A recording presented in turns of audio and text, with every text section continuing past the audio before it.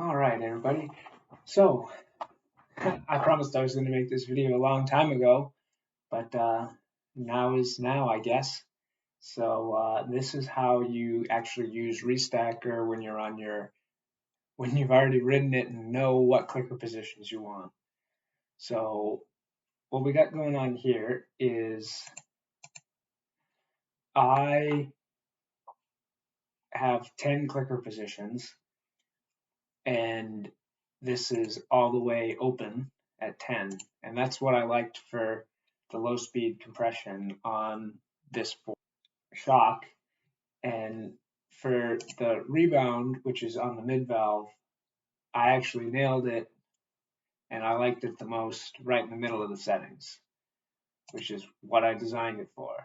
And remember, the clicks, because this shock doesn't have a check valve, the mid-valve compression has the same settings as the mid-valve rebound for the clicker adjustment. So we have our 10 full open compression. We're gonna run this, load the output.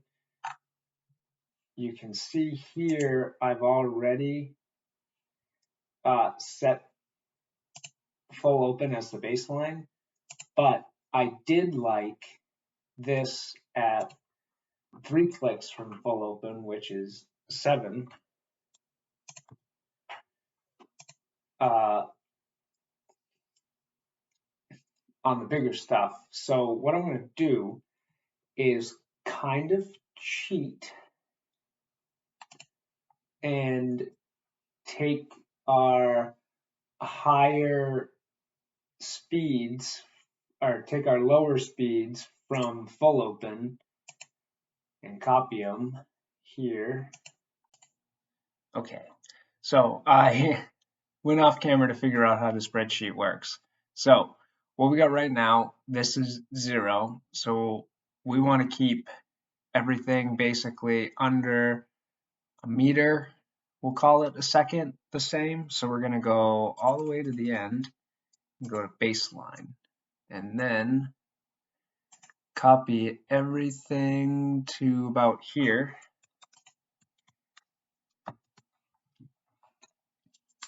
We're going to go back over here. We're going to actually calculate this, load the output, analyze it, load the output.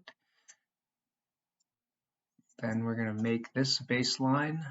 We're going to go back to the baseline plot, and we're going to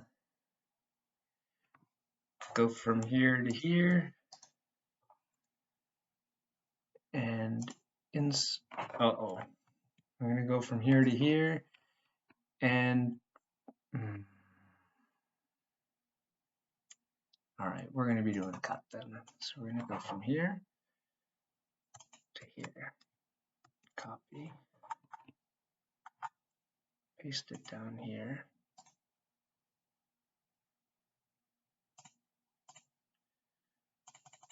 We're going to go back here, make this 10, run, load, MB, load, make baseline. Hopefully that didn't delete the data that we saved. It didn't. So we're going to go down here.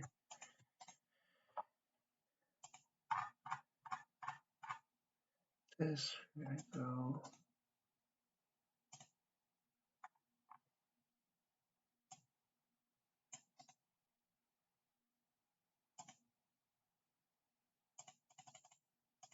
go back to plots. There we go.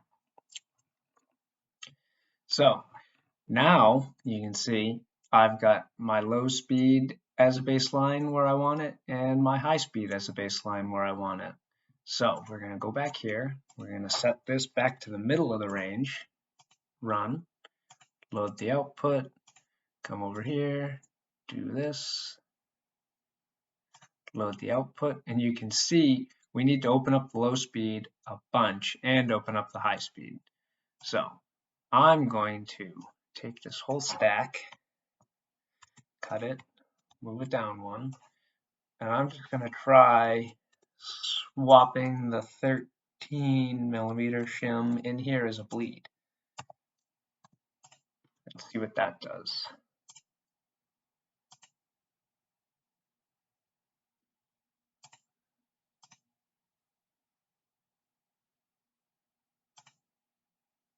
Well, that was that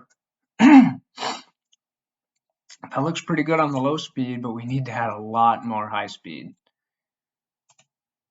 to get that back. So, oh, I wrote the wrong number here. That would be a problem. That's going to make that a lot less extreme.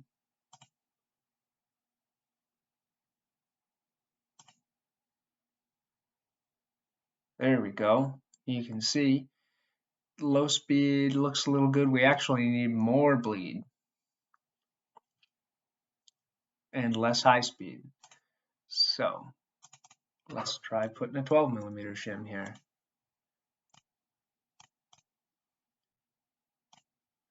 That looks good there, but we need more here.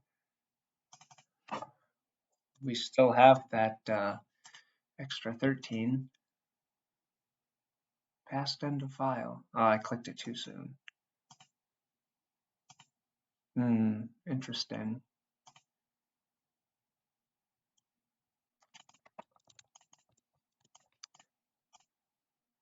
Seem to have broken it. Oh, now it runs okay. Odd.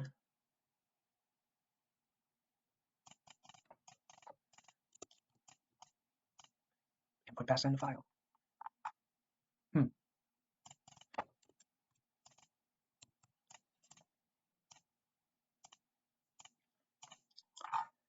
Doesn't get that far. This is really interesting.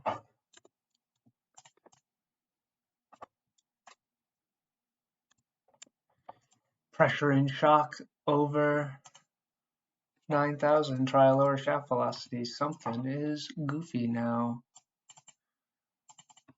Oh, we did not want to do that.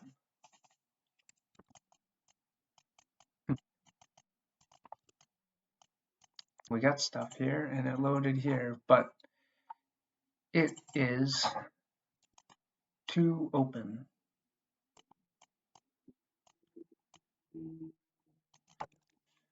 See if we can get a 1.5 millimeter to run. Interesting. It's bagging out for the shock force being too high. Even though it's going to clear everything. Strange. This might be all we can do on the base valve, and where you might have to do some on the mid valve instead. So let's look back at this mid valve stack. Let's shift this whole thing down. And let's see.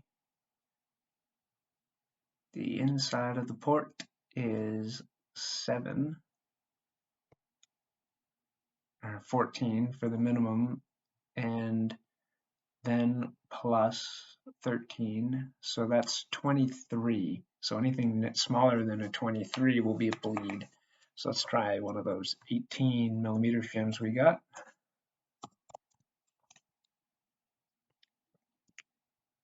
Let's chugging on that one. Let's do our analysis here. Man, it's taking a lot of work on this now. Ooh, that looks pretty good, but that was too much. This thing's sloppy.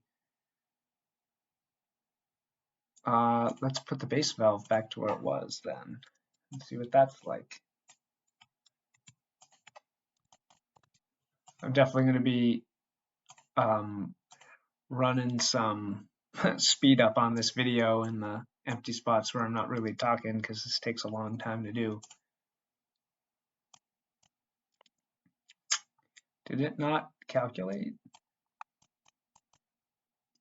The graph like didn't change. Weird. Okay. I guess the mid valve is a lot more powerful than the rest of it, huh? What did I buy for shims? So I get some 22s, a 20. Oh, that's 5.2 though. Yeah, I can try the 22.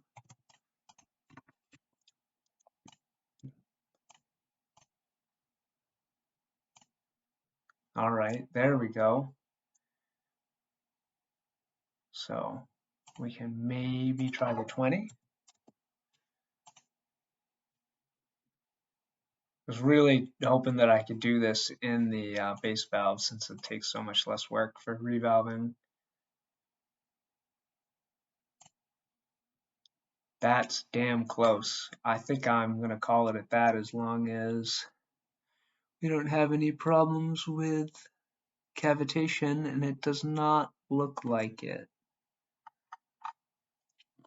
So that's more or less what I wanted to do. We can zoom this graph in a bunch to see how well it's tracking. I guess the low speed is a little bit off. And you can see that the low speed clicker is not doing too much. What if we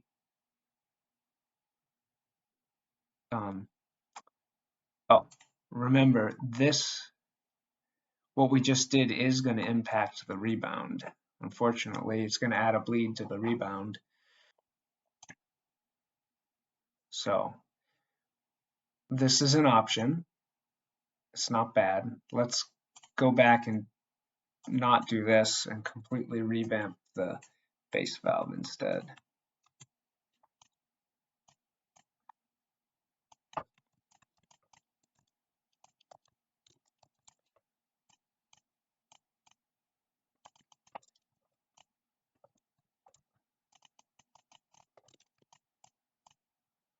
That's not what we wanted to do. There we go. What does this look like? Yeah, we're okay, but we need more bleed if we want to be in the middle of the clicker.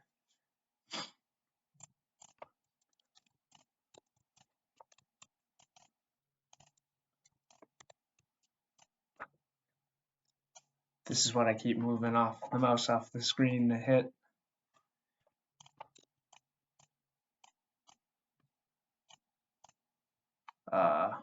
Didn't seem to do anything. That's odd.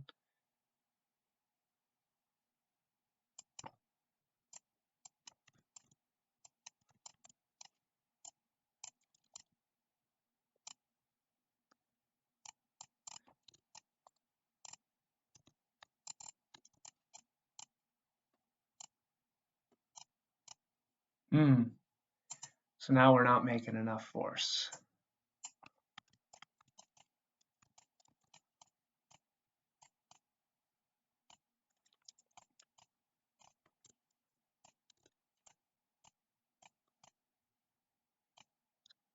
That looks good. That's enough bleed, but we gotta get more high speed.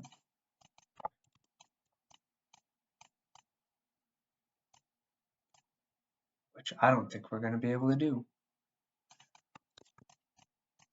without making it choke flow. Yeah, you see? Unless at 1.5. Oh, too much shaft pressure. Still blows up. Now it's not enough. Yeah, I don't think we can get the settings we want without screwing with the mid valve, unfortunately, or just doing something like this.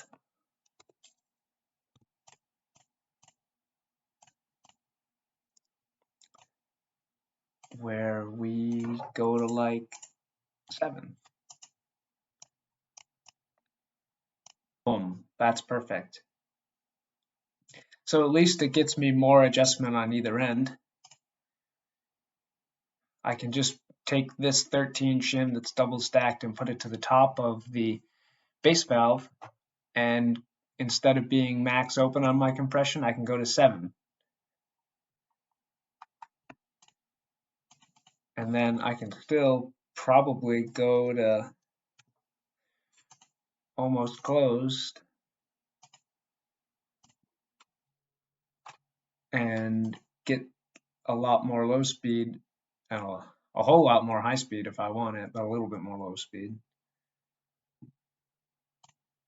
And if we close it, you can see suddenly the base valve is making a lot of low speed compression at full closed. So we're not going to do that. That would just be silly. Yeah. Oh, interesting. It thinks the shock blows up if you run it at 1 from closed. We know it doesn't. It just essentially acts locked out on this shock when you run it closed. But yeah, we can get a lot. We can definitely get plenty of low speed if we need to by moving those shims. So that's how you use Restackor to go from a shock that you like it at low speed with one set of clicks on the clicker, and you like it at high speed on a different set of clicks on the clicker. You can do the same thing on the rebound side too.